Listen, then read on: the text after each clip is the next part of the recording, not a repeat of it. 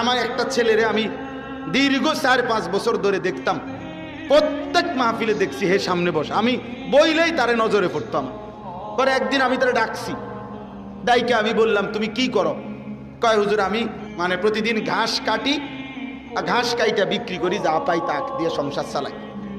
তাই বললাম তুমি যে সব মাহফিলে আসো, আমি দেখলাম তোমারে।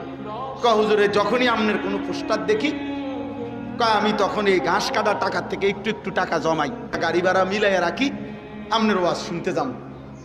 তাই বললাম যে মাশাআল্লাহ। তো আমি বললাম যে তো আর কিছু কইবানি? কও যে আমার জীবনের একটা স্বপ্ন আছে। আমি বললাম কি স্বপ্ন কও?